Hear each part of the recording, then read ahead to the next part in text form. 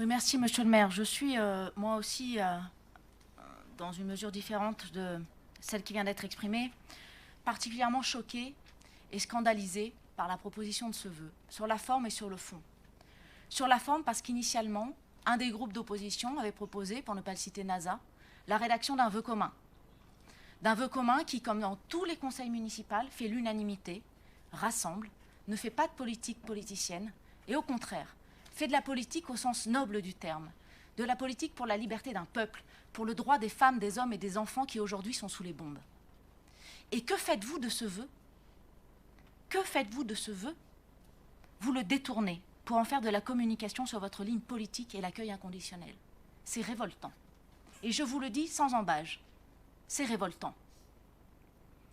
On est loin de l'esprit républicain que nécessiterait ce vœu et la situation en Ukraine.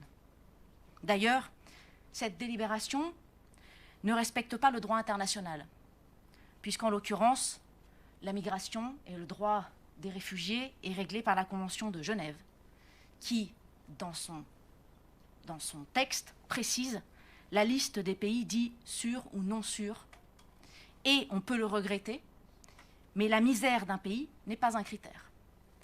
Donc, dans vos critères, vous ne respectez pas le droit international. Ensuite, je vous le rappelle quand même, vous savez très bien que tous les migrants qui se présentent en France ne rassemblent pas les conditions du droit d'asile. Vous souhaiteriez, et on le comprend bien à travers ce vœu, que ce soit le cas. Et d'ailleurs, on sort du sujet ukrainien. Alors oui, nous devons accueillir. Et je vous le dis en ayant accompagné plus de 300 personnes en 5 ans en situation de migration pour obtenir leurs papiers. Donc je connais bien ces situations. Et je les défends très souvent. Et il n'y a effectivement pas de bons ou de mauvais migrants. Mais clairement, vous instrumentalisez la situation de l'Ukraine pour faire votre com politique. Alors, nous voterons ce vœu, notre groupe, même s'il est contraire au droit international et donc au droit aussi français. Nous ne nous laisserons pas piéger par votre polémique idéologique. Et de toute façon, en résumé, ce vœu n'a aucune portée puisqu'il ne respecte pas le droit. Et je dois vous dire à quel point ce vœu nous a choqués.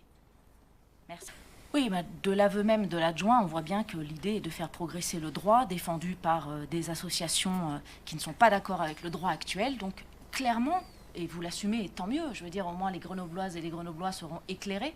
Vous faites de ce vœu un vœu politique, politicienne, qui n'est pas conforme aux règles en vigueur et qui ne se contente pas de faire un vœu simple, transpartisan, républicain sur la situation de l'Ukraine, comme dans tous les conseils municipaux de France et de Navarre. Voilà, donc après vous en faites ce que vous voulez, mais au moins les Grenobloises et les Grenoblois voient que vous instrumentalisez la situation de l'Ukraine pour porter votre message politique. Et ça, c'est scandaleux.